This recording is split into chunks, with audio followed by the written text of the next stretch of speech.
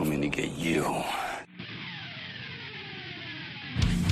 Remember, Sally, when I promised to kill you last? I lied.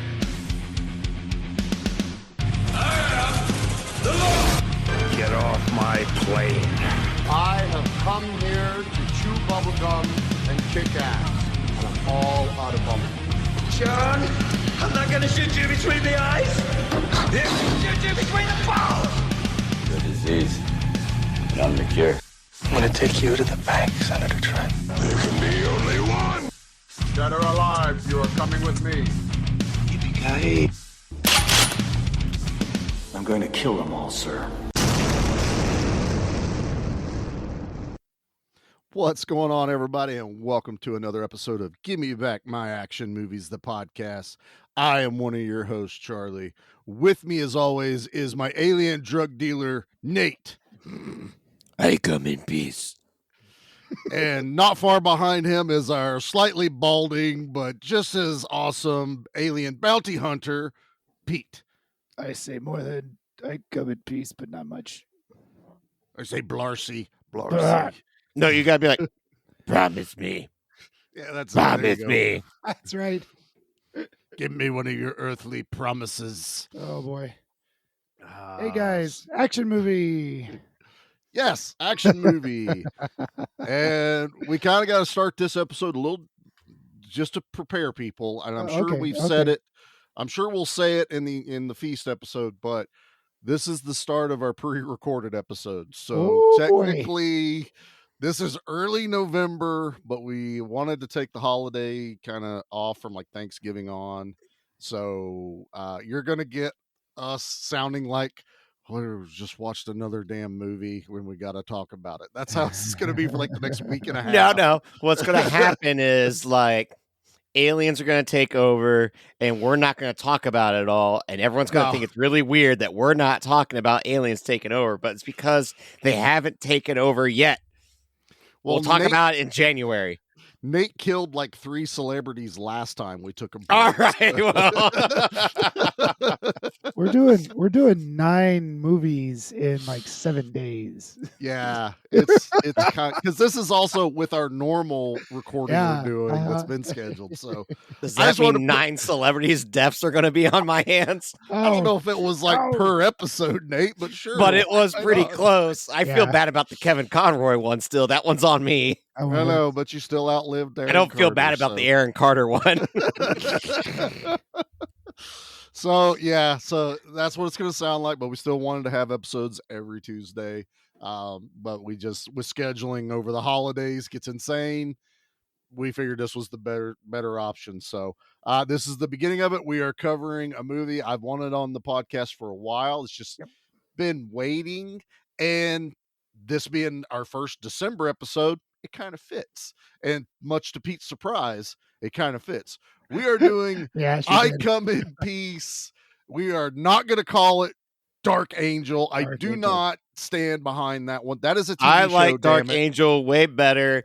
When you initially pitched we should do I Come in Peace, I just said no based on the title alone because I think it's the dumbest movie title ever. They say it in the movie. When do they say Dark Angel in the movie? They don't, but like they don't at all. What does titles? They're not both angels. Titles suck, all right? But I Come in Peace has got to be the laziest title you could ever put for a movie. No, this is the whole, they said the thing in the movie part. That's what this is. We don't know what to call this movie.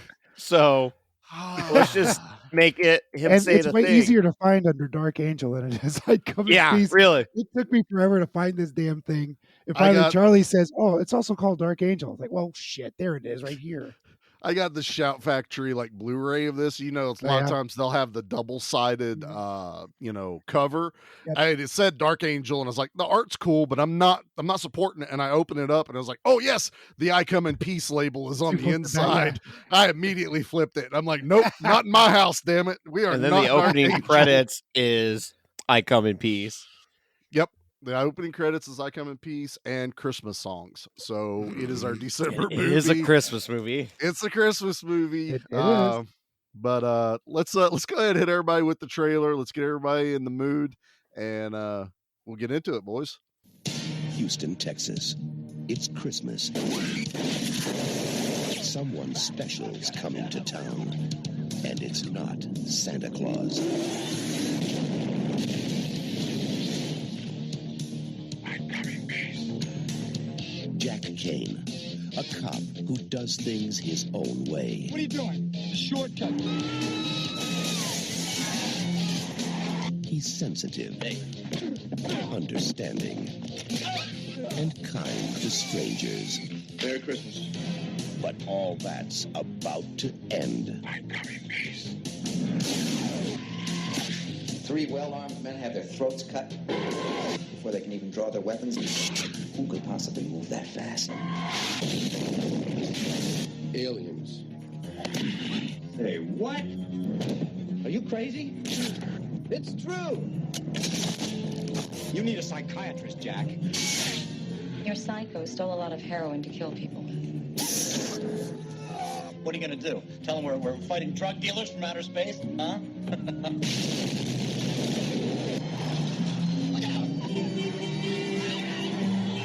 Human body carries a small electrical charge, right? You tune the disc to the charge and then... What the hell is going on here? As far as you're concerned, this case is closed.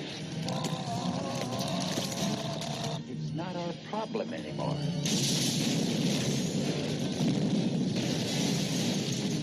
I've had a bad day.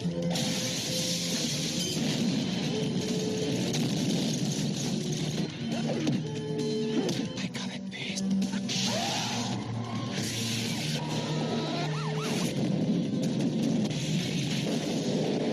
I'm coming, peace.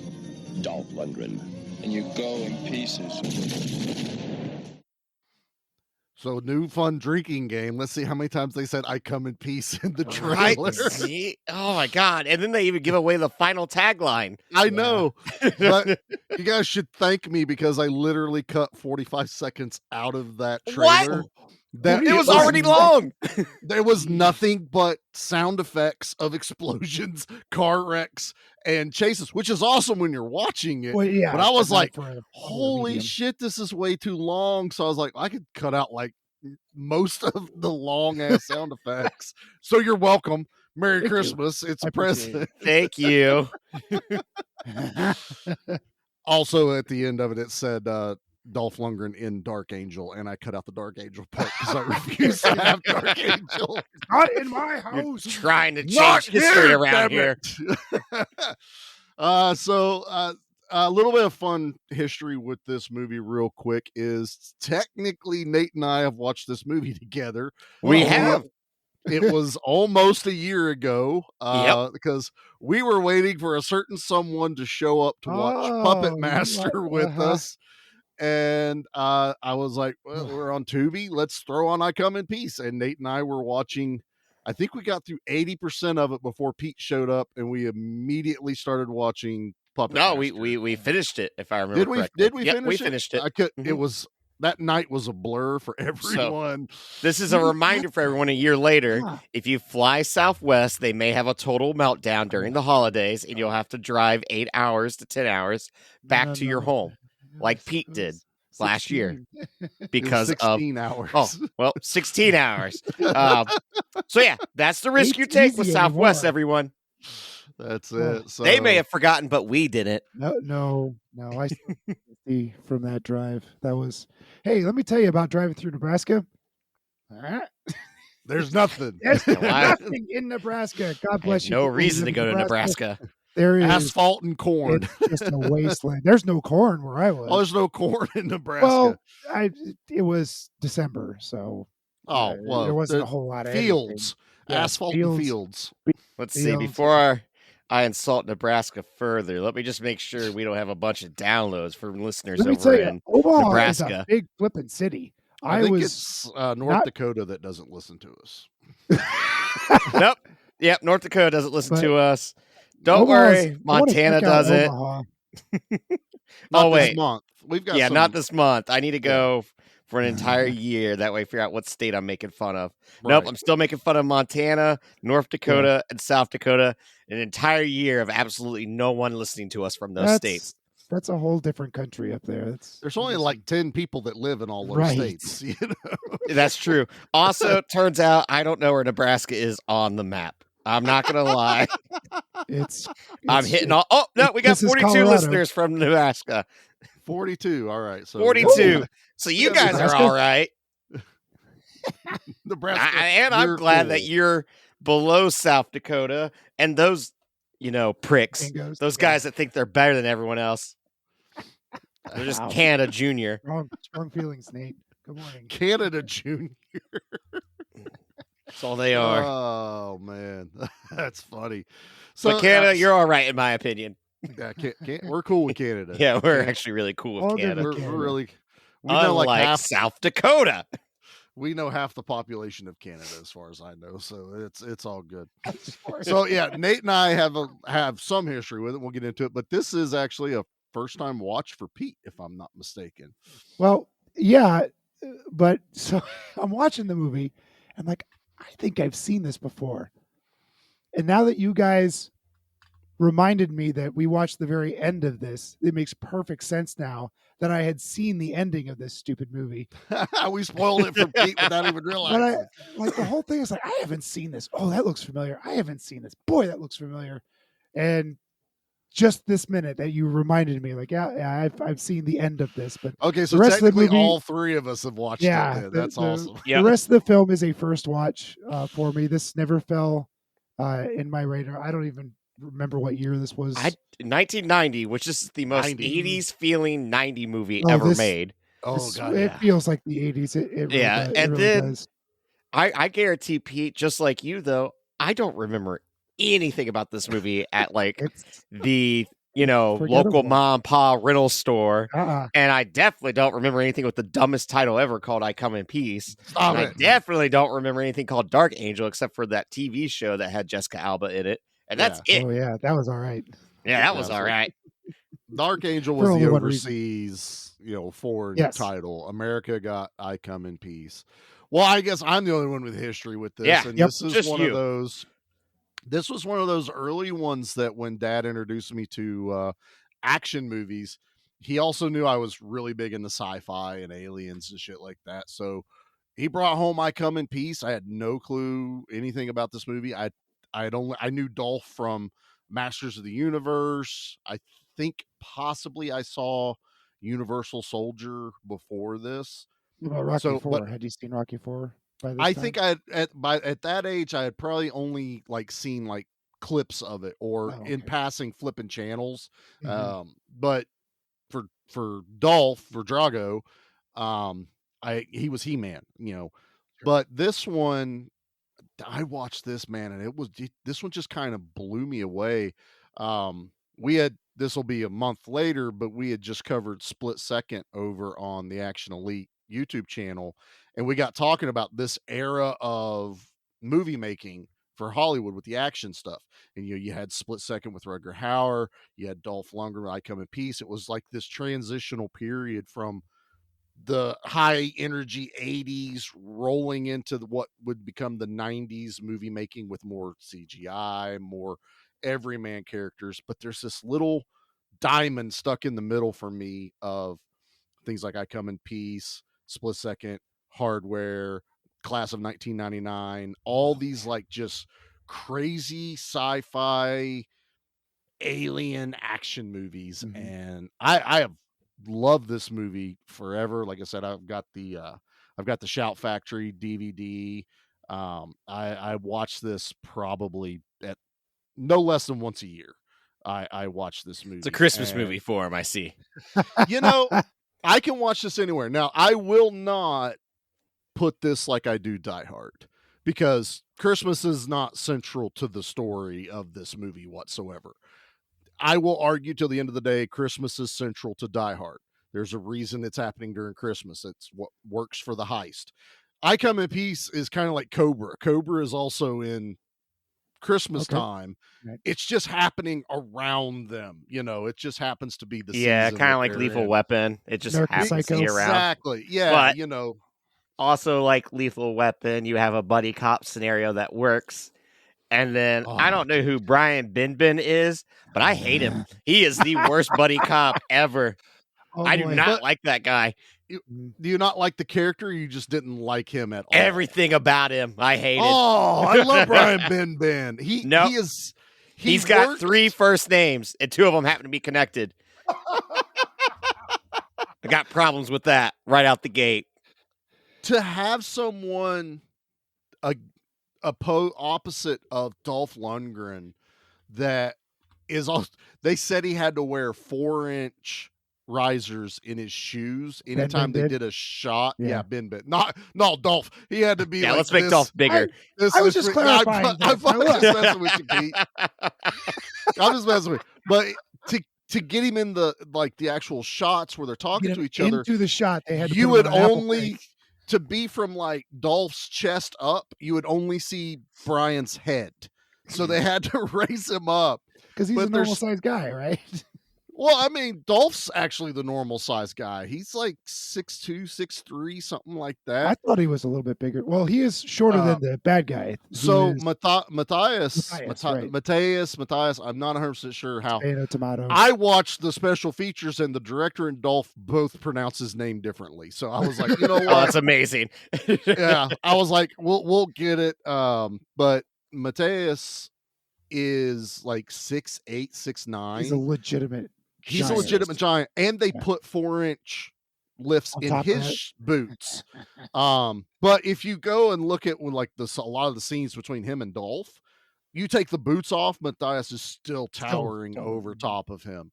And the other bounty hunter was a kid that played college basketball, and they needed someone really tall. And this is like his first movie. He hadn't really acted or anything. I don't know if he's even done anything Clearly after. had never acted before. Well, he didn't. What else did he have to do? Just run around and shoot kick-ass guns. Even saying, "I come in peace" is pretty No. stiff from the guy. But and we'll get into it more. But there's a lot of cool shit with Matthias. But anyway, I like Brian Binbin. I'm sorry. I think he works perfectly opposite. He of is Dolph. the worst opposite of Dolph. Miscast. Disagree. Painfully, There's not there. I do not buy. I don't know who you would cast in that role, but not Brian Binbin. That is at the bottom of the barrel. He comes in with this big dick energy. Like, I'm the CIA. I'm the FBI. He's the FBI just because he's got the bigger budget. Right. He's got he's like I say, swinging his dick all around. Yeah. And then by the end of the movie, he's just this scared little nothing. He can't get anything. He's not scared. He's got the alien gun. It's not fair. Yeah, no, yeah, he's happy. There is a moment he wants to get out of the car when the alien's in it, and I thought that he's like, "Yep, nope." Tries to open up the door fair. and run. You saw what the other alien was doing. I don't blame him for what. But I mean, he gets his ass kicked at the end, and he wakes up and he goes, "I softened him up for you." I mean, I freaking love this guy, man. He's awful. Like, no, put Michael J. Fox there. Like, you need someone that had comedy, someone that's got comedic timing. No, and because not this guy. No, I do not agree with that because he's supposed to be an FBI yes man. Yeah, he's the FBI yes man that Michael J. Fox could play. I guarantee it. No. But instead, this guy comes across as mom and dad bought me the better toy than you. You're not allowed to play with it. That's what he comes across. That's what he's supposed to be. I don't like it. Oh, Against it completely. Oh, you know what I do like? Dolph Lundgren being a street cop that wears a denim vest with no sleeves. Yeah. Like, that's definitely cop attire, and I like it. I'm going to say this now. This is probably one of my favorite Dolph Lundgren roles. I'm going to give this movie shit, but I'm going to do the same thing. It's probably one of my favorite Dolph movies. I absolutely love him in this. Like, I know he caught a lot of shit because of Masters of the Universe. It was when he first started. He was still working on understanding his English. He spoke English, but he had a very thick Swedish accent, stuff like that. And he really worked on getting better. And, yes, Universal Soldier came out, but he didn't really have to talk a whole lot in that movie, and a lot of times he could overact. This one, I like it, man. I'm buying him as this, like, I do what I want kind of cop angle. This is, I think I'm going to say this is probably my favorite Dolph Lundgren role. I think he actually nails this as an actor. And I really enjoy how he took the Jack Kane character. Maybe they could have gave him something like Jack Stone or something like that, but it's Jack Kane. I believe that he's the kind of character that when he gives a promise, he keeps it. He's very honorable about the shit. And with Dolph, I can always believe that that dude can do martial arts. Like he throws everyone off whenever he does that stuff because of how big he is, but he moves so fast, so smooth. And and Pete found out as he watched this, he messaged us that he like cold cocks somebody with a roundhouse kick and knock them out. And that's the shot they use in the movie. The scene where he walks into the convenience store and roundhouse that's dude, that's the legit kick that knocked the dude out cold. That kick, I was just impressed that he did it and did them. But I'm In always jeans, impressed yeah. when someone can, raise their leg while wearing jeans. That just blows my mind. You ever see the Chuck Norris, ad yeah, for Chuck did it all jeans the and time. stuff like Yeah, that? but man? I mean, I could do it in my basketball shorts I'm in right now, maybe, but it's You're not not wearing my jeans. Like, no. See, Charlie, I got the exact opposite from Dolph. All the physical stuff he did was just incredible. And just like you guys said, this dude can fight. He is a martial artist. All the physical stunts that he did, just wonderful. But he still at this point didn't have acting chops, and I felt like it was still early in his career and he was still working his way around the English language. And I thought every line he delivered was so very wooden and almost read off of a card just off screen. It just, the delivery wasn't very good. It was, and what do I want from an action hero guy? I don't need a great performance. Well, yeah, but that it just didn't. I guess I'm probably a little bit more learned on his catalog of movies, so I can look at like the scope of what he's done and go, this is peak Lundgren here. Sure. I will admit, probably most people that don't watch him regularly are like, he still has a rough time. He's very still very just kind of say lines. Reading off a but no, this is just no emotion. If you watch the rest of his movies, because for some reason they would just put him in movies without a lot of dialogue because they wanted Drago. Like even when he was Drago, he doesn't say a whole lot. He doesn't, but it also works for like characters like in Universal Soldier or his version of the Punisher, Red Scorpion. Red Scorpion was the next one I was going to bring up. He doesn't have to talk a whole lot. Plus, they made him Russian so that he could mess with his accent a little bit. Most Americans didn't know what a real Russian sounded like. We just went off of the movies. We watched Rambo and Red Scorpion and stuff like that. And the movies that were actually about Russians, like Hunt for Red October, they spoke English, so we don't know what the hell a Russian sounds like at this point. But no, I won't fault you on that, Pete. I really won't. I'm just saying, as far as me being a Dolph Lundgren fan, this is probably one of his better connoisseur of Dolph Lundgren. This is an exceptional performance in your eyes, and in my eyes, it was big dumb action guy trying to work his way through. Well, because we all know how Pete feels about the action movies. Big dumb action movie. I did try to throw some alien flavor in here for you, bud. This is a big dumb action movie that was entertaining and had one of the dumbest premises for it's somebody silly being but fun. Ever. What do we want? Are they going? They always drug dealer. They always do aliens taking over the planet. An alien drug dealer is definitely unique, but also, I like it. I like it too. Like it's just silly and fun. It's also like, what if we took the plot of Critters, where we have an alien bounty hunter, I know but he can fight another alien that isn't a critter who also can walk and shoot back, but also it plays itself very serious with a drug deal that's gone wrong, that gets a cop killed. And that whole plot, this could be, without the alien, just another buddy cop movie, but it has a weird alien subplot that's the main plot as well. Yeah. And I like that. I have fun with that. I love it, yes. It's just, even as the movie is getting towards its climax, the bad guys that are not the alien are still showing up. And it's just like the white boys. We are They're still called the white dealing boys. with this. Yeah. Ouch. Well, we can't say white boys. I mean, come on. I mean, but It's just got a when little Nazi undertone to it when you put it that way. remember when the movie was made, okay? It's not saying that they weren't, but they were.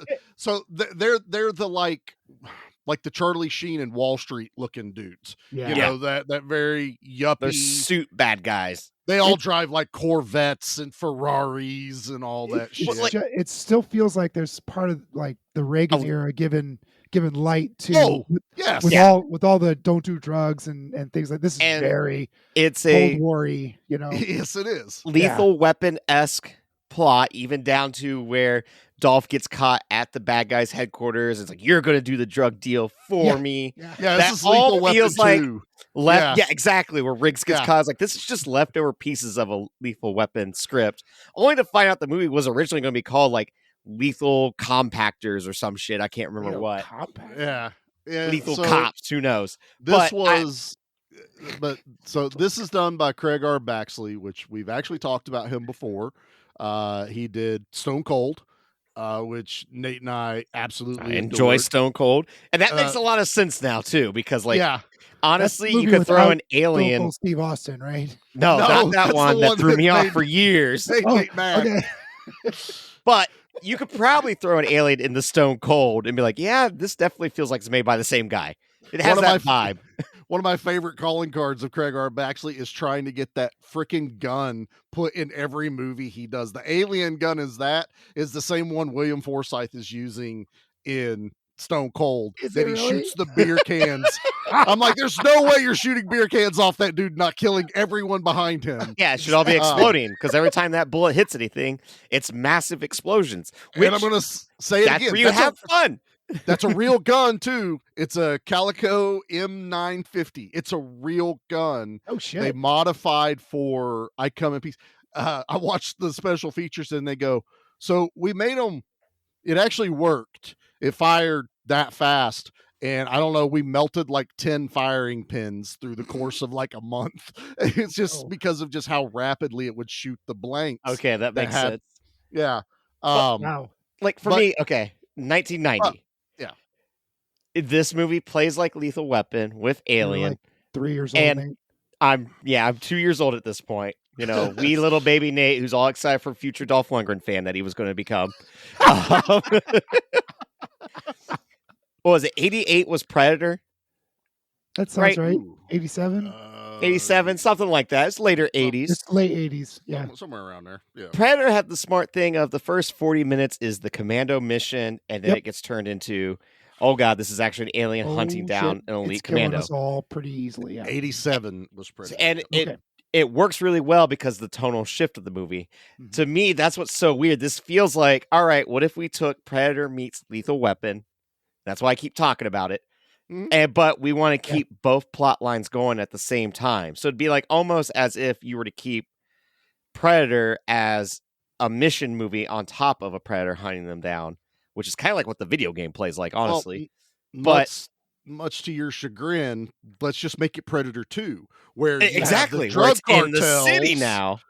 Drug cartels are fighting the cops. There's a big battle going on, but there's a Predator that just shows up while there's all the stuff, with this is something like you were talking huge in the 90s. It's a product of its time too, because it literally is. All right, we're gonna throw a couple genres into a blender, and this is what you're gonna get. You're gonna get an action sci-fi smoothie, and drugs are going to be the central catalyst. Oh, drugs are always, even down to. It's either drugs or communists, right? It's and like, or those are the bad guys. That's there's one. If they're a drug-dealing communist, oh man, that's a really bad guy. There's literally a line in this movie when the alien shows up to I forget what the guy was even doing, but he was yelling for his dog to come in, and he goes, "These freaking pinkos running around here." I was like, "Isn't that like a slang term for communism that they would used to call them pinkos?" Yep. I was like, this is 90s. This is straight up just calling it like it is. Well, like Matthias Hughes, he looks awesome because he does look like a Critters bounty hunter alien, which I love. Nice. He's got these white contacts. That's amazing. There's no way Yes. he could see whatsoever with those type of contacts in the 90s. No. Not in the 90s. Nope. Yeah. No. But his presence, how huge he is, and how vicious when he grabs someone, like he is snatching them. And I can't imagine how big that man's hand is while grabbing your chest, ripping open your shirt. I believe he actually bruised Dolph's neck. That one Had to scene have. where he's got him That by the ring. throat. Yeah. So it goes right with what you're saying there, Nate. But I wanted to, with Craig R. Baxley, he is best known for a lot of special effects, a lot of high energy action. So when he signed on to this movie, this is that fun old Hollywood shit.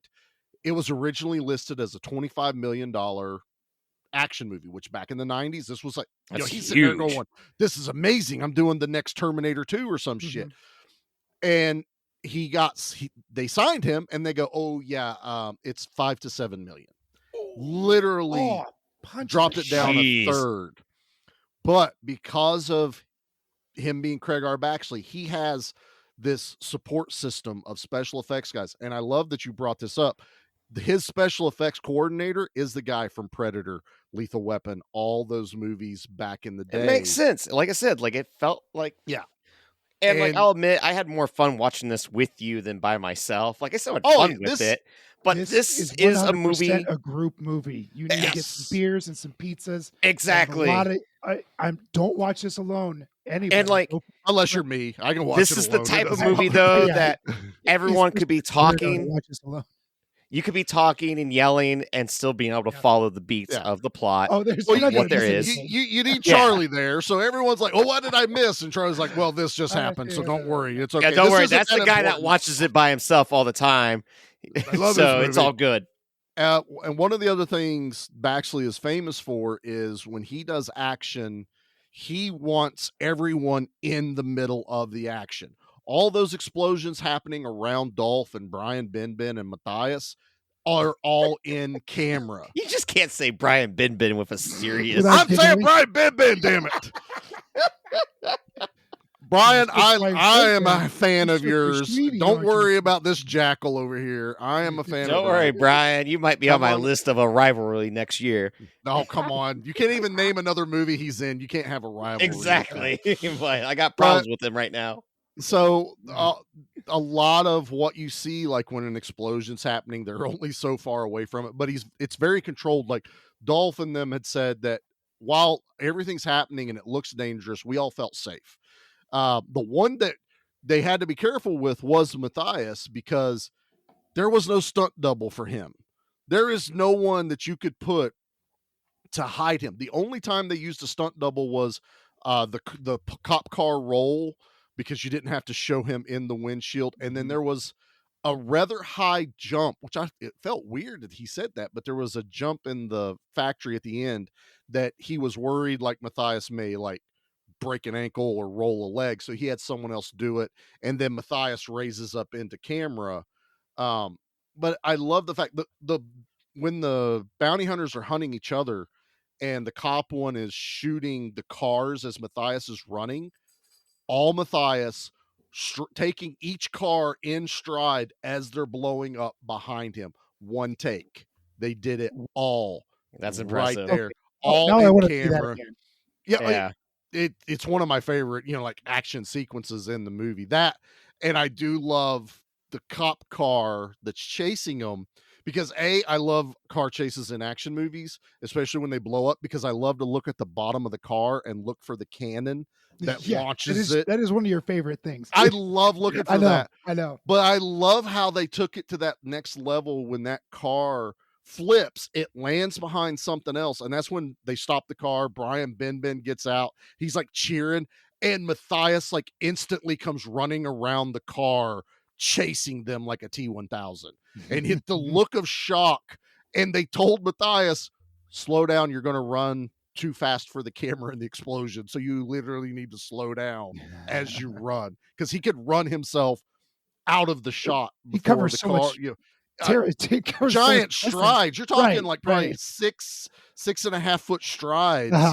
Especially when he's running those cars. Like he had to time that, because if he was an Olympic athlete before. Oh shit! Really? Yeah, he was straight up did Olympics.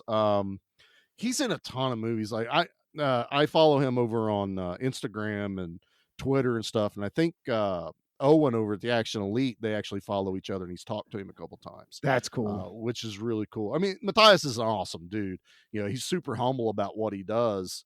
But man, he's got this look to him. And I always thought he was Carl from Die Hard because that giant dude. Yeah, that's fair. You know, but as long I got hair, older, when I got older, I could realize, okay, yeah, they're two different actors.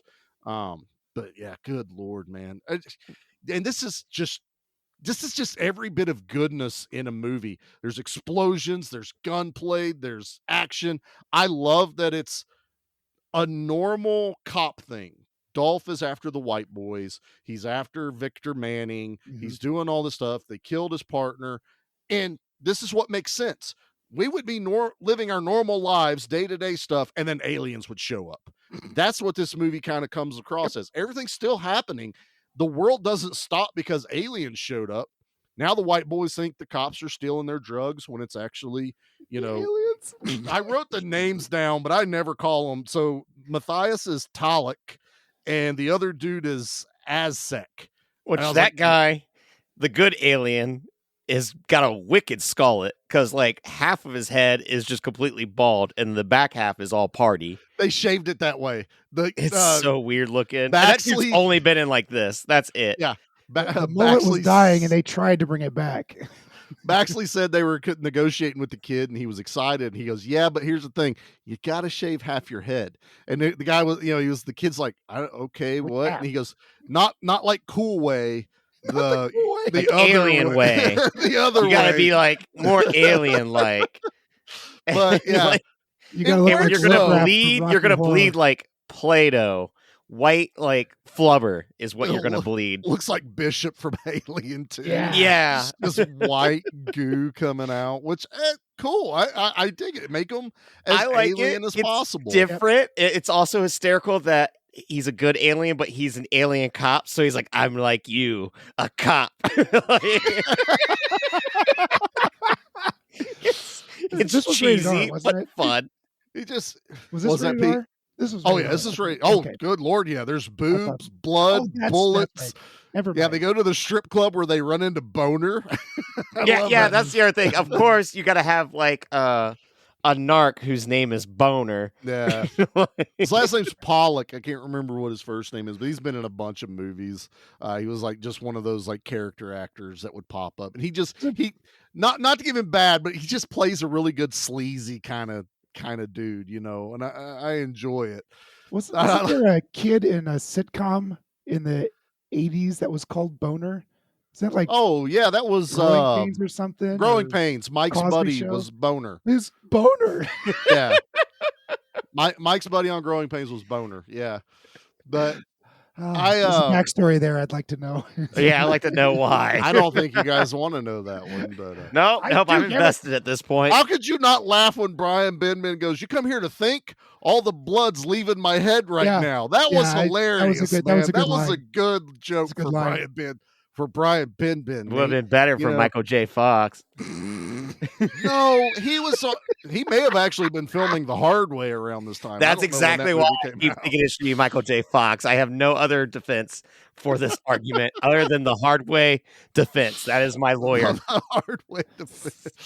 Oh man, this is awesome. I'm loving how interactive this conversation is going for a movie that I absolutely love, man. It is a lot of fun. Somebody's got to. One of the things I dig about Matthias Hughes is he's also wearing a power glove that has a scorpion tail that comes out. Scorpion before Get Over Here. This is precursor to that. That's pretty cool, man. I mean, especially because they do it at the end, which reminds you of the Mortal Kombat movie when he does it to Johnny Cage, like through the woods. Yep. It's like, I Come in Peace did it first. Come on now.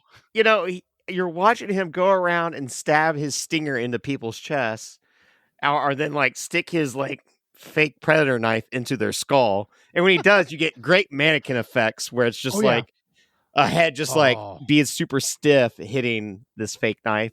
The girl. Hers is the best one. Hers is flat out the best when it's just like tunk right into her forehead. But we're like, what is he taking? He's taking our juices for some reason, human juices. And then when you get the reveal that, well, it's just human endorphins are a really good street drug for aliens, you're like, really? That's why he's here, huh? So he's injecting them with this high quality heroin, right? This FBI heroin, and then they get the high, and then he stabs them like a giant mosquito, and that way he can get our endorphins. That way he can go back to his home and that's planet where they get that pure to sell it. That super pure crack, alien crack or whatever. Yeah, Blarcy, damn it! It's called Blarcy. Yeah, oh yeah, you know, human heroin is Blarcy. That makes sense. What was the drug on Riverdale? It was called Jingle Jangle or something. Jughead. I don't watch that. I'm not. I watched like 4 episodes. Super trash TV. And I like how we got like almost all of that explained to us from Dolph's like current / ex-girlfriend, the coroner. Yeah, like, what's with her? Oh, this is absolutely. But this is the other thing I like. There is stuff happening in this movie. Like, this is a great way to show that this is a lived-in universe. That, you know, Dolph has this. Dolph just got back from disappearing. No one knew where he was. Whatever. Never explained, but it worked. You know, I think what it was supposed to allude to was he's that hyper focused on Victor Manning that he was doing whatever he could to undermine whatever was going on. That's why there's this big back and forth with the white boys, you know, throughout this entire movie. But I like that the coroner is like, you know, so they OD'd from a massive overdose of heroin. And then they're like trying to figure it out. And she goes, well, the only thing that makes sense to humans would be when you get high, it produces endorphins, which is what makes you high. So that would make sense of maybe that's what they're going for, but we don't have the technology to do it. So apparently we didn't have bendy straws to jab into people's foreheads. Like a killer Tell clown, me right? if we would have had bendy straws. Alien bendy straws. Do you think it would have made that same noise where after your drink's empty and I guarantee it had to. It's like there's just no way that it couldn't do that. But again, watching this movie, it's kind of the first time I've ever seen this. It's an interesting take on an alien, you know, invasion. I like the pseudoscience behind it, that Toho science. Yeah, Toho science. Yep. It's very much Toho science. It's a great explanation. It's simple. You know, we don't have to overcomplicate it. Even though it's not really reality, if you know what I mean. And it was nice. Instead of just, it worked because of that. Before we get to my favorite weapon, I think we take a quick commercial break. I was going to say, go to break then. Yep. G.I. Joe will return after these messages. Welcome to 100 Horrors, a comedy podcast that seeks to rank the best 100 horror films of all time, as dictated to us by a poster that one of us owns. Every week, we bicker over another film in an attempt to give it an overall scare factor and secure its place in the 100 Horrors list. With features such as...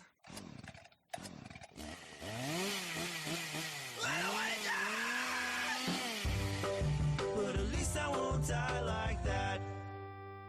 And... What would you say to them at the funeral? We take a light-hearted approach to horror cinema so that it can be enjoyed by even the most squeamish of listeners. So whether you're the person who's never seen a horror film in their life or the person who has a tattoo of Leatherface on the right arse cheek, there's something to be enjoyed in every episode of 100 Horrors.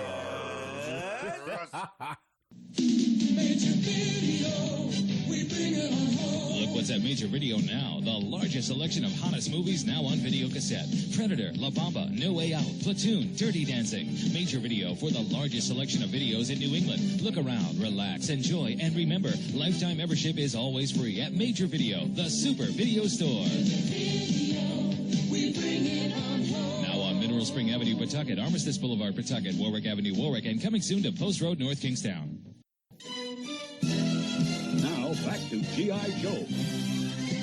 Talk about an obscure commercial. Right? Did you find That a was mom cool and as pop hell, video man. commercial? It was great. So after we did the one movie that had the VHS like promo to buy it, Yeah. I've been looking for those, and I knew I Come in Peace was a big VHS thing. You know, that's when a lot of it really took off on rentals. I couldn't find it, so I was like, screw it. I'm gonna just find like rando video store commercials that aren't Blockbuster. And I like this one because the whole ending part of where it's located, I'm like, I have no idea where any of this is. Panini Pataco I would love Boulevard. for you to find one from your area, find one from Columbus, then try to find one from We couldn't Springfield. afford TV commercials. What are you talking There about? might have been sir? someone on a PBS. Public access television. So yeah, I thought it fit. So I it was forgot fun. that the South still thought that the TV meant it was stealing your soul, and that's how they were showing up on the moving pictures. Yep. It took a while before we got broke of that habit. There's still pockets that still believe that somewhere. Oh no. So before we took the break, we were talking about some of the kick-ass weaponry that the alien drug dealer has. He's got the scorpion thing, he's got the spike, mosquito thing. But the one thing this movie is known for is killer CDs. And, Oh, my yeah. God, I love this yeah. weapon. It is so much fun. And I say CD because that's literally what it is when they would Literally film what it.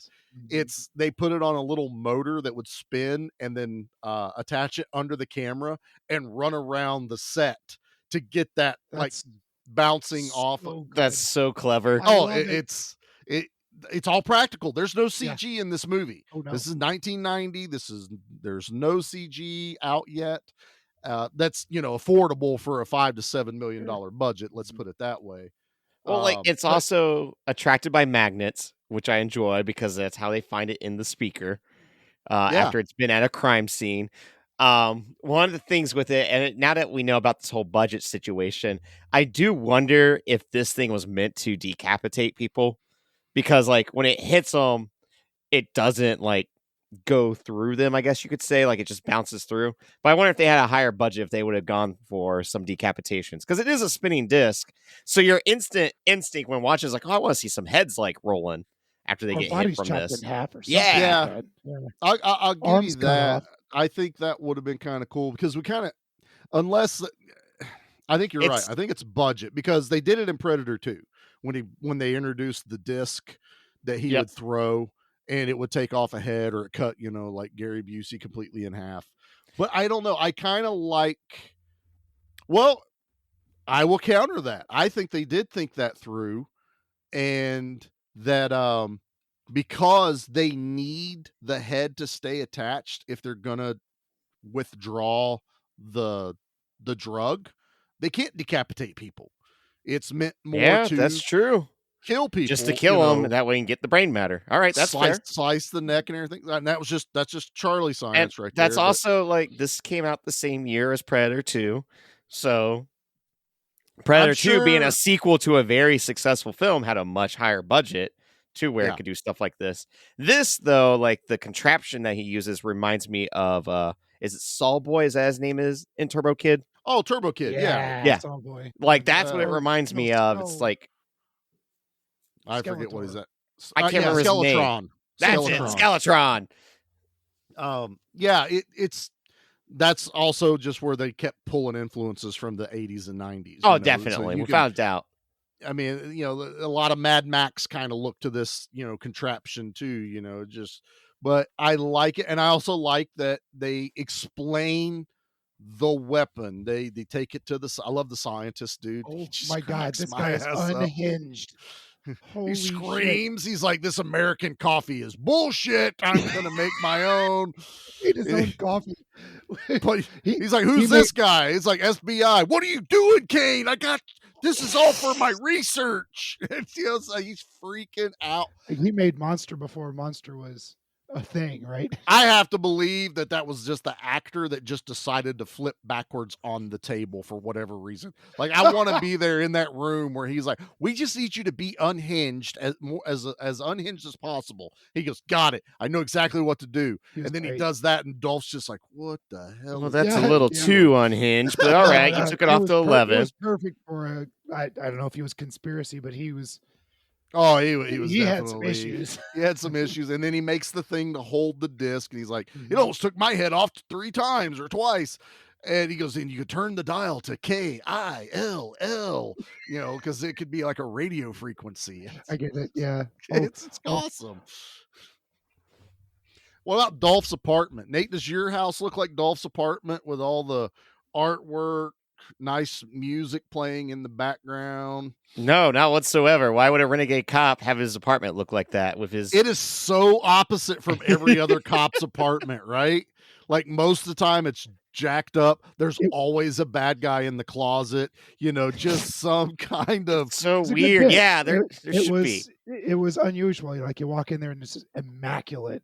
Just he's drinking wine. He's drinking wine. He's not cracking a beer. He's drinking wine. Yeah, my place, there's just, Blu-rays all over the place, scattered throughout, whether it's the bar, the coffee table, the record holder, and then candy wrappers. And then there's usually a hoodie on top of the couch. That way I can just put that hoodie on when I get home. We have yet to find the dead hookers, but I'm sure there. Yeah, there's no dead hookers around this place. No dead one door. No dead hookers. Yeah, you always tell us. Well, you don't open that door. Hey, where's the bathroom, Nate? Not that one. Oh, okay. Don't touch that door. It's the one on the left. Sorry. But yeah, I like the look of what they did with it. They kind of changed it up a little bit. He's a little bit more refined. He's a little bit more polished outside. For a man that wears, he should have. If he didn't put classical or like smooth jazz. Oh yeah, definitely. Apartment. That's whenever the coroner shows up. That's when he puts the Barry White me put on. Yes. I'll put on some Stevie Wonder to set the mood. Hey, some old school funk. I'm down for that. There you go. Absolutely. Now, there's one thing we have not talked about before we get to the final battle. Okay. That is an Al Leon showing up for literally like 2 minutes where he's wearing a button-up short-sleeve shirt with a tie. And do a drug has lines. He actually talks in this movie for like 3 lines. I don't care. Okay, look, Al Leong is our patron saint here. Yes. He is how we grade movies, but damn it, it has been way too long. It's been a long time. We had Al in a movie that we've covered. It's the tie. He's wearing a tie with a short sleeve shirt. You don't do that. Hey, Al can pull it off, man. I'm just saying. He showed up to the drug deal with his dress shirt and a tie, though. I cannot stress this enough. That means he went, I got a drug deal today. I got to look nice. What do I have? Not too nice. Well, this has buttons. Yeah, I got to make sure that I can take it off afterwards. That when I go to the bar and party. But he was at his work. He was at his normal day job, but his side job is hustling drugs. Don't do drug deals at your job as well. You don't cross the streams. I'm sorry, but it is like Al Leong has some amazing deaths. This one makes me laugh every time when he takes off down the alley and Dolph waits a beat and then chases him. Comes around the corner and Dolph's like, where'd this little bastard go? And the whole time we can see Al Leong standing around the corner and he just face plants the ground. Like he is just dead. Boom. And then, that's when Dolph realizes that aliens exist and he has to fight. How he learns. Because Matthias throws him probably 30 feet down the alleyway, which, at that point, you're just like, oh, shit. He just tossed Dolph Lundgren. Drago went flying. How's he ever going to beat this dude? But yeah, Al Leong, I can't say it enough. I love the fact that we finally got another movie with him in it. For being in so many movies, why don't we pick Al Leong? But once again, though, they watched Lethal Weapon and went, we need that guy in our movie. We need Endo. We need Endo in our movie, damn it. That's exactly who we need. So yeah, all right. So we can fast forward a little bit. We can get to the final showdown. I say the final Brian showdown is a little weird, but I It's a like little it. long. It's a little long because A little it goes long. from set piece to set piece of being Yeah. outside Well, to the warehouse. I like the car chase. I would not want to get rid of the car chase chase is whatsoever. good. I I would not get love rid the of car that. chase. Yep. So you get the good cop who gets hurt, gets shot by Matthias at some point in their interactions. He hides in Dolph's car. That's where we get the exposition of what's going on. That's fine. It works. I love the way they die. He literally just blows up for the most Like part. a predator. Like a predator but with more light. Less nuclear. Yeah. And Brian Ben grabs the gun before it goes off, and he goes, I got it. And he's got this gun. And the rest of the time is him trying to figure out how to use the alien gun. And I love that. He goes, I hit him. Wait, oh man. Oh, I can set it on different levels. Hold on. I had it on level 1. Let me bump it. Nah. He keeps messing with somebody. He took out the white boys with it. That big explosion. He blows up their car and they all go flying everywhere. And like the difference between level 1, 2, and 3 is just like how much faster it shoots, it seems. Right. It's still shooting bullets. It's still shooting bullets and it's still making explosions. The only thing I didn't understand is Matthias gets hit by it and he's not bleeding whatsoever, unlike the good alien who got hit by it and was bleeding. I think he was armored. That was more. going to be my alien armor. You know, if you don't understand bulletproof alien vest. armor. Yeah. He was prepared. He had the drug deal money. Right. For that. He could afford. It's really expensive. And it's super expensive, and the precinct that the alien cop is from had budget cuts this year, so they could no longer afford budget. Yeah, it's a real problem over on that alien planet with cops. So they didn't have spaceships either. They just crash landed into Earth. I mean, it's just it's true. Just boom. Well, really, it's a suicide mission. You are well aware that once you go there, that you will now live with the people. There's no coming back. Terminator logic, right? Nick? Yeah, basically, because Terminator 1 was out at this point, not 2. So, right. Successful careers in the NBA, as large as they are. Yeah, exactly. That's where they were going to go. They were going to go play for the NBA. They're like, it's okay. You'll make a lot of money. It'll be fine. Right. Don't shoot the basketball. This final battle is shoot also, it. This final battle is also very much a 80s, 90s buddy cop trope where the number one good guy, Dolph, in this situation, his partner gets hurt, so he doesn't have backup. He's got to go one-on-one with the head. And his guy. girlfriend's now there for some reason. This is in almost every movie. You see Lethal Weapon, Predator, as we already talked about. It's a trope that is it's successful and it works. Right. You've seen it time and time again. It's great as long as it works. I mean, I have zero complaints about it. You know, Brian, I do like that Matthias is chasing all three of them through this factory for the first bigger part of it. Brian's got him lined up to shoot him on level 4. He's on level 4. He made sure to tell us 3 times. But they set up the trap and they, it's empty. I was like, there we go. There's a gun that runs out of bullets. I figured level 4 was just too powerful, and then it just shut down. Gun that runs out of bullets. What? Right. That doesn't make any sense. Well, then again, it was the cops. He probably had a limited amount of bullets to be able to use for this mission. Again. Yeah. Yeah. Only 2 clips. That's all he was sent with. That's all he had. Oh, you want more, huh? Did you think about the budget? Did you think about maybe you should do your job better? There was a lot of weight, Look, his alien wife has been given a ton of shit because he's never home for little. Yeah, he's always on the street trying to bust endorphin cases. Their kid Jazik has just, he just started school. He's getting bullied, but dad's not there. He needs a father figure in his life, and I don't know if you're the one for him. Yeah. She fooled around with his best friend Jerzik, and it's just, I don't know. We're starting to wonder if Jazik's even his. It's just weird. Yeah. His first name Jizik?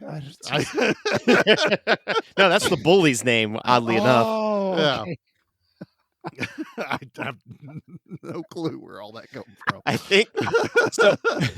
with the final battle, it's so simple, but it's the way that Dolph shoots the shotgun by having the pump that goes around the entire barrel. So he's doing it's got the full rack from underneath. Yeah, so which- he's doing it from the top. It's a very subtle, very cool thing that like any movie could do, but I'm like, oh, that's neat. It's different, and you can't put a normal handgun in Dolph's hand. He's still a big dude. You could put So- Brian Binbin's stupid revolver with the stupid scope on it. That's 80s and 90s. You gotta have a scope. That's where these damn Call of Duty games go. Well, we'll just put the giant scope on the handgun. It's like, no, don't do that. It might as well have the laser pointer and everything else. Yes. Because he's the rich kid whose mom and dad could afford all the cool accessories. When he's in the backseat of that car and he pulls that damn thing out, it is fantastic when he shoots at the white boys out the back of the car. And it'd be better if it was Michael J. Fox. All right. No. They're driving a station wagon and not the really big ones. It's a smaller, like Volvo looking thing. But how well do you know these streets? Well enough. Well enough. This final battle though is I like that they kind of mix it up a little bit. So they have to explain, why does the alien just take out Dolph? Well, he's using the drug as, bait. Yeah. He breaks the first two. Dolph has all the drugs that he's been hunting down. So Matthias has to be cautious because let's say that gun ain't exactly pinpoint precision. He might hit the drugs. And I like that Dolph's like, all right, let's do this mano a mano. He throws the shotgun down. And I like the look of Matthias when he's like, he looks at what Dolph's doing and he kind of emulates it. He mimics it almost. He mimics it, but he's like kind of growling, but not. Yeah, it's animalistic right there. And he throws the gun down. They keep going for one another. And Dolph doesn't really know about the other weapons other than the disc launcher, which is why he has the speaker. So I think like the Scorpion get over here thing catches him off guard. Like he doesn't realize it can go that far, how strong it is. I like all of that interaction with it. It's dragging him around. He fights it, and then he stabs it into Matthias's neck. That was overpowers cool. It. I like it. Yeah. And then Matthias just rips it off of his own arm, kind of Predator style. My own weapon just messed with me. I'm gonna cut my arm, cut the arm off or some shit. But the foreshadowing of the pipe. In every 80s and 90s movie, we know how the bad guy's gonna die. And this is like someone watched Commando and went, well, we can't say let off some steam, Bennett. But they show the pipe and we get a really cool fight. And, finally Dolph gets to use a little bit of power. So he is powerful. He's a big dude. Catches him off guard and just kicks him and knocks him right into that pipe at the end. And he just pain and just it's all great. Of this. Mm-hmm. I love the sound effects in this. I think it's amazing. And isn't that how Jet Li died in Lethal Weapon 2 also? Well, Jet Li died in Lethal Weapon 4. Oh, I thought he drown in 4? He drowned in 4. He got shot with an AK underwater in 4. Got impaled in a Lethal Weapon movie, or am I making that up? Well, he's only in one Lethal Weapon movie. Let's see. So Gary Busey got shot. The other one died. He had a container, really nice container fall on him in 2. In 2 was the container. Because we've seen this before. The gunshot. 3 was the armor-piercing bullets through the bulldozer blade. I don't think anyone got impaled in Lethal Weapon. Okay, so I'm running through it. Never mind. That's okay, Pete. It's okay, Pete. You're not. Well, it could happen in Lethal Weapon 5, Pete. You might have just gave him an idea. Yeah, it's like, what? We haven't seen anyone get impaled in a while from a hanging, tube. Now, the bad guy from The Crow got impaled when he fell down on That's the true. That's probably what you're thinking, Pete. Yeah, there was a recent impalement we did. So that happens. And then, Matthias blows up after Lundgren, famously looks at, Matthias is, I come in peace. You go in pieces, asshole. Just shotguns him and blows him up. It's such good good 80s. They don't care. The special features Dolph was talking about, that final line, he goes, "It's such a good Arnoldism." And I was like, Right. even they know what they're doing. Arnold personified, last quips, and he goes, it was such a good Arnoldism to say, "You go in pieces." It's so much fun. But yeah, and then it ends, and I love how they end it. All right, it's time to go on vacation. Well, maybe let's go to Rio, and throws us all the way back to where that's where the white boy's leader is in Rio. So he's not even going to stop doing his job. Now he's going to go Cop after never quits. And then that's where you could have got a sequel where Matthias Hughes' brother alien comes down to figure out where he is and goes on a rampage, revenge mission. See, that could have been Carl from Die Hard. That could brought that guy in. And then he's a twin. We just get Matthias Hughes back. I don't care. All the alien bounty hunter or all the alien drug dealers look like Matthias. Yeah, that throws off the cops because it always like, which one is it? I like it. They do a police lineup. They're like, which one is it? I think it might be number 7. They did it in Terminator. I mean, why not? They're like, okay, say the line. "I come in peace." Okay, number 2, "I come in peace."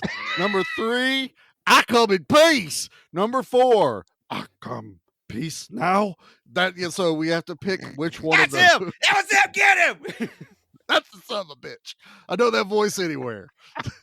I'm just stupid, but I don't care. That was real. All right. That's the alien that wants to eat a dolphin. But I like it. They're all clones of other clones. "I'm going to eat a dolphin." "You're going to shoot a dolphin." "Yeah, I'm going to shoot." "She touched my Pepe, Steve." Body count time. Yeah. Leave anything for us? Just bodies. Body count. Body count. Body count. Body count. Yeah. Oh, God, I got hit again. Fuck. I don't know why it did that, but that was awesome. I might leave that in there. I was getting ready to say, don't get me started on Multiplicity. I love that damn movie. But I know you do. I threw you a bone there. I appreciate that. All right, our body count for "I Come in Peace." It's decent, and for not a huge budget, it works. We got 30 people die in this. So there's a lot of white boys that die. They do kill a lot of cops at the beginning when they blow up the. Is either cops or FBI or whatever. I think the cops were holding the drugs for the FBI at the beginning when they infiltrate the evidence locker. Right. And blow it up, and then random indiscriminate alien gunfire throughout this movie. Just blah, blah, blah, blah, blah, boom, explosions everywhere. So all right, 30, we can handle that. Yeah. Nice. We'll pick. Let's pick our favorite. Have you ever killed anyone? Yeah, but they were all bad. So I've been thinking on this one myself, so it'll be interesting to see where you guys go.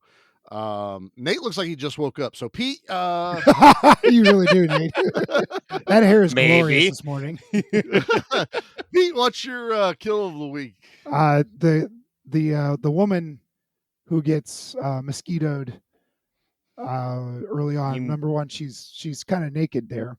You mean the most beautiful mechanic to ever mechanic? It was great. It was so much fun. But it was gory and gross and a little sad because she was a pretty gal. I really liked that one. That was a lot of fun. She can fix my exhaust anytime. Your butt?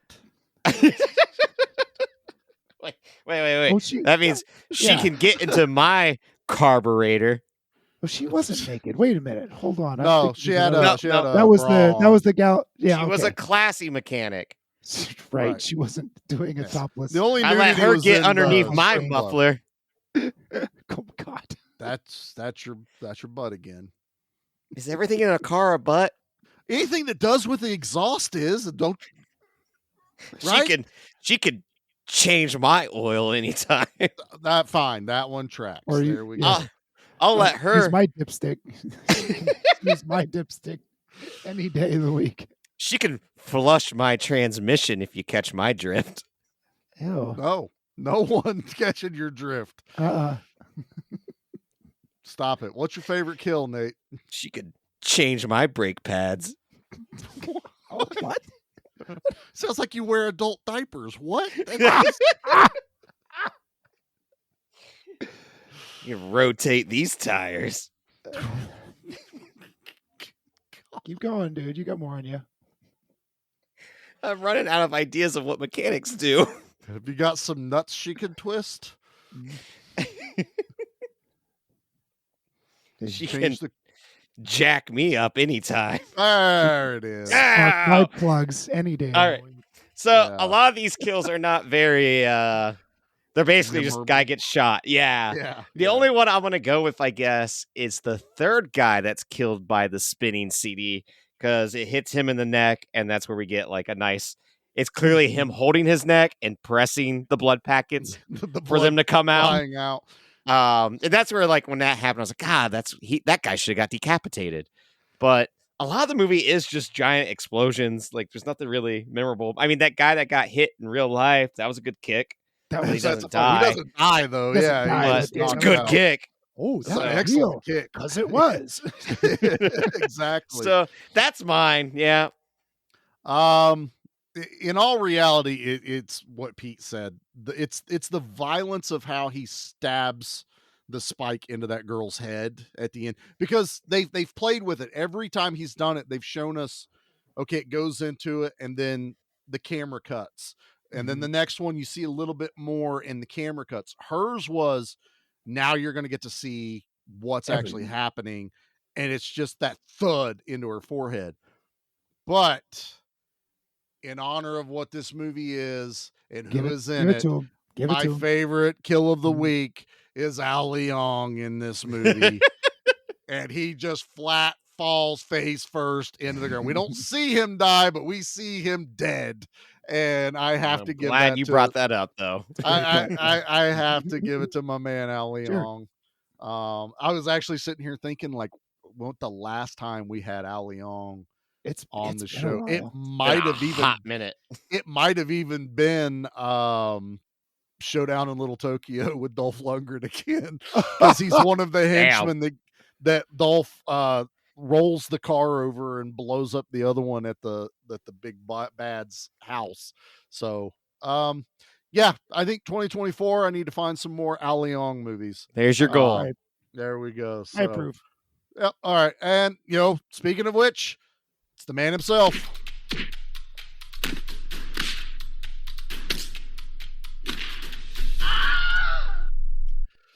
We got to figure out how many fall flat on our face Al Leongs are we going to give I Come in Peace.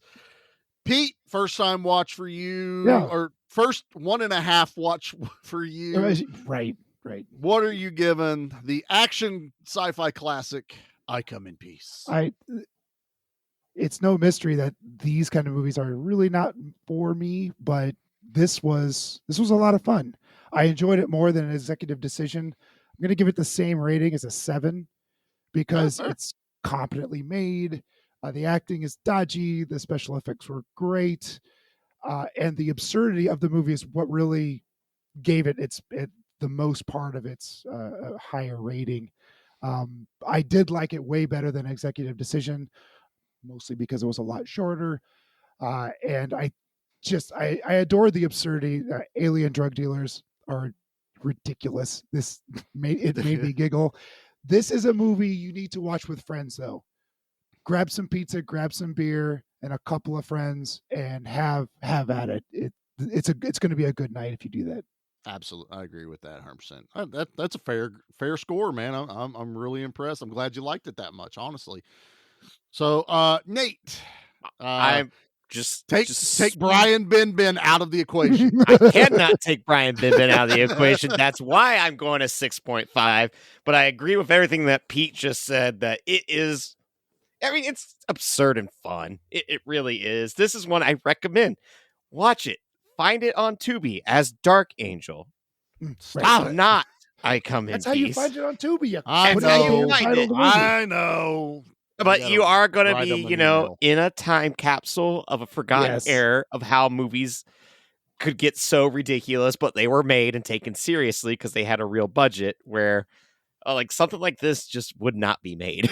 Like, unfortunately, I would like to see a modern take on something like this, This a lot is of a fun. great example of what Give Me Back My Action movies is. I would love a resurgence of this type of movies. Oh, Charlie, you said it perfectly. This is exactly what this podcast is all about. Is bringing to light these ridiculous films. Make of the our past. Expendables. That's what Expendables 4 should have been. Is they were hunting down aliens that decide to alien come drug back. dealers? Yeah. Yeah. And Alien drug Brian dealers. Ben shows up at the end to save Yeah. the day. Nope. Alien dictatorship or something like that. Like, yeah. There's bound to be an Expendables 5, isn't there? I mean, they can. No, that fourth one tanked so hard it made no did it? money.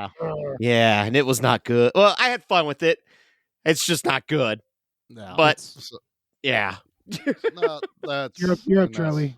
Lay it on us. So yeah, I mean, this is another nostalgia heavy movie for Sure. me, man. I grew up watching I Come in Peace. This is another one that shaped me. This is also like kind of influenced me and got me kind of excited where I'm even thinking about digging more into this particular era of movies. You mean the Alien Bounty Hunter era? Well, there's Alien Bounty Hunters, then there's stuff that's like the alien machinery like gone awry. There's movies like Moontrap with Bruce Campbell and I can't remember the guy's actual real name, but he played Chekhov in Star Trek. Walter Koenig. Yeah, Walter that was a Koenig, weird movie. It's a very weird movie, but it's one of those like I have seen that one. It's really wild. It's a precursor to movies like Nate's favorite Virus, with Jamie Lee Curtis. I mean, you got like Chopping Mall, which is robots gone bad. I love this type of movies. This is like if I have a small little subgenre that's probably my it's creature features like Deep Star 6 and then science gone rogue. But yeah, I Come in Peace fits in that because it's very sci-fi, very action-y, mixed around, with aliens and shit. I'm giving this one an 8.5. It's definitely a Charlie movie. This was a Charlie pick.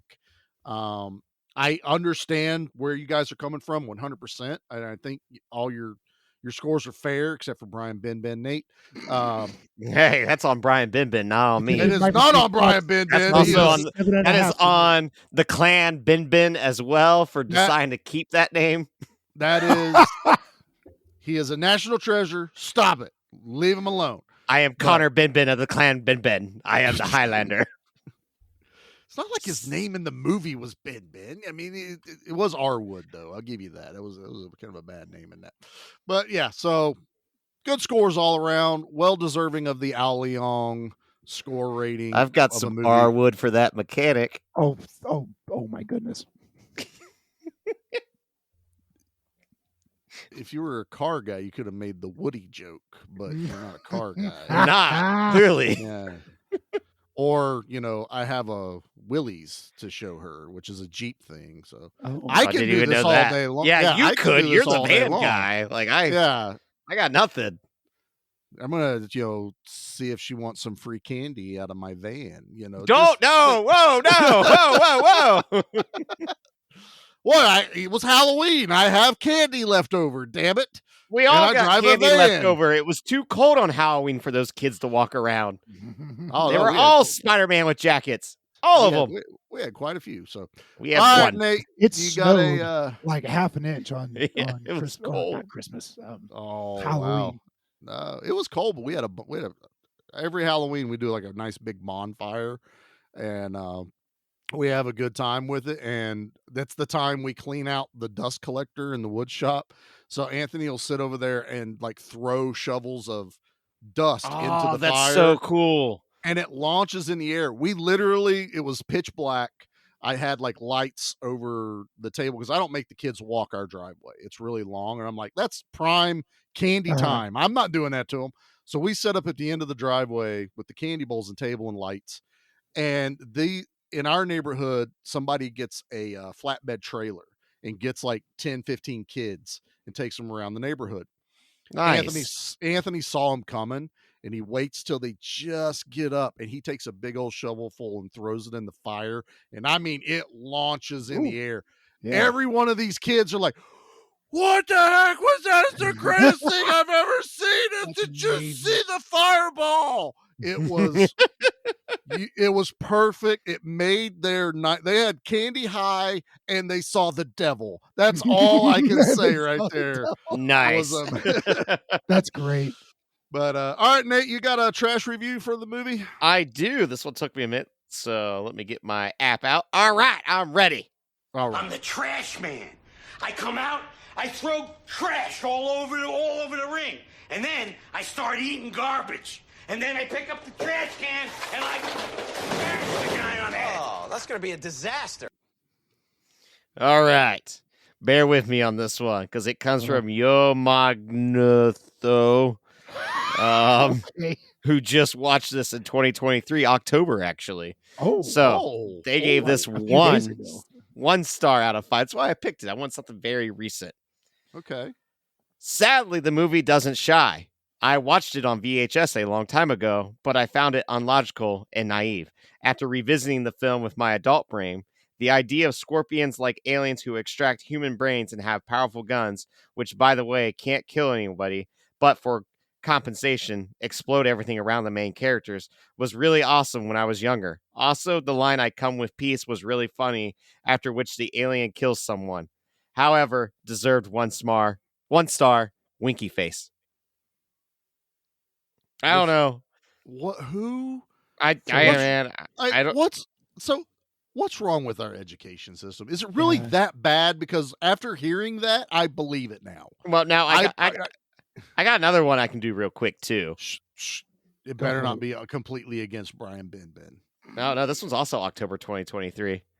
Oh wow, okay. It's also a brand. Can't believe it's not the Terminator. Sure, that was their review. Oh, that's their review. Can't believe it's not. Look, Terminator influenced so. Oh yeah, much, like though. Terminator changed the landscape of what you could do with action and there's sci-fi. no getting around it. I mean, that you got movies like Nemesis, just killer assassin robots sent from the future. There's a whole other genre around that ties into the movies I like too, man. It's just what it is. But we got absolute I say it's gold because we just got so much of it, man. It was just so much direct to video goodness that you could just go rent real cheap and just have fun with. And a lot of times they're bloody and gory and boobs everywhere. And, it's our kind of movie.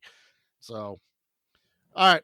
I like it. We had a lot of fun. So, as good time. I said, we are recording these early. So, that's why we talked about Halloween. That was just a couple days ago for us here. Right. And as we go through, probably even into the beginning of the next year, all of these are going to be pre-recorded, but we won't beat you over the head with it. We just we like to set the stage. So, like, why does it sound so weird? Why does it sound like they just recorded the other one 10 minutes ago? Because we did.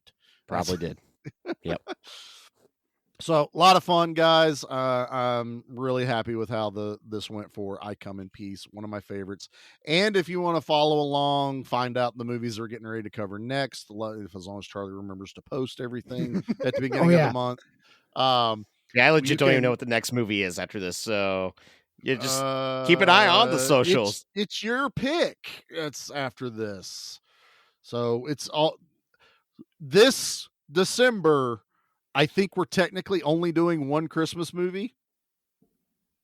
No, I mean, this one was a Christmas movie. It had Christmas trees in it. It happens during Christmas, but I don't. Our rule was it had to be at least snow or something to tie to the time of year. So while there's no snow wherever they are, it is Christmas, but this isn't a Christmas movie. Not even close. I picked our Christmas movie for the action slot. So I do believe we're doing your pick of Dead Snow 2 next week. Sweet. Red versus Dead. First time watch for me. I've seen this first one, and you've assured me that the second one is better. I have seen neither, so I will only be You seeing the second don't even one. need to see the first one. I think It's not great. part 2 kind of gives you a little 2-minute recap. Oh, perfect. Yeah. That's all I need. And our actual Christmas episode is going to be, we are covering last year's Christmas action movie, Violent Night. So that is one I'm looking forward to. That's a good time. Yeah. It's like Die Hard, but not Die Hard. So it's going to be Die Hard with Santa. Die Hard makes a cameo appearance in the movie, so it all fits. And then I think our final December movie is a Pete pick. Actually, we tossed him a bone. We're doing Troll Hunter, so be looking for those to come out. I love the heck out of this movie. It's so good. We'll keep the New Year's movie under wraps just for a little while longer. What do you say? Just a little bit. Yep. Just a little while. Just a little while longer. We'll keep that. We're going to start off the new year pretty big, so just be ready. All right, and if you want to follow along, you can always come over and check us out at Give Me Back My Action Movies, the Facebook group. Give Me Back My Horror Movies, the Facebook group. Both of us are on Instagram under both of those. We are on X, we are on Threads, we are on TikTok, we are on YouTube. You can find us anywhere. We're in a couple of Discords with other podcast shows, so we're all over the place. You can find us. We're not hard to find out there. Make sure you rate us 5 stars over on Spotify and Apple and any other place that lets you rate it or write a review. I, once in a while, am able to go over there and dig around and see if anyone's wrote anything, and they haven't. So maybe this Christmas someone will write us a nice that review. should be the Christmas gift to us, is that you leave us a review. Write us a nice review. So yeah. All right, gentlemen, I would say, do we have anything else going on? But because we're pre-recording this, we don't know if we do or not. So start of December, gentlemen. End of the year's coming quick. Weird. 2024, bring it. I like the even numbers better than the odds. Okay. Sure. No, it's just like a thing that, you go in, you bet black. I don't bet red. I bet black. That's what I do. You bet black. I bet black. Blah, blah, blah, blah, blah, blah. We already did that all at Halloween. Stop it. It's fine.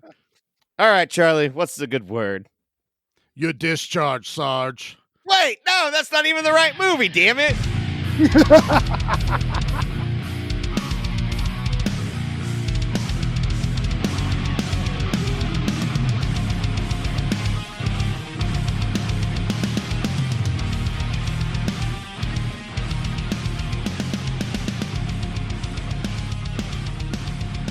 I'm going to drop this into the chat. It's legit. Go ahead and click on it. Yep. Okay. So Pete just sent something to us that Brian Benben got his own show, and it did so bad that after 4 episodes, it got dropped. They didn't even air the other 5. But for it's a grand total of 9. Ben show. I mean, the Brian Benben show. You know, that classic show that we all can't wait to get a 4K restoration released onto Netflix. That way we can all binge watch all the Brian Benben. You know, the comedic genius, Brian Ben. I can't believe you flubbed on saying binge bin. That would have been perfect. It's early for Nate. It is. There's Brian was able to return to the station as a replacement for a human interest reporter who has killed covering an ape exhibit at a zoo. It also stars Susan Blumart. I've probably mispronounced that. Blah, blah, Mark. Blah, blah. Oh, the pilot aired 2 days before my birthday. So that was the gift to the world before I arrived into this world, was the Brian Benben show.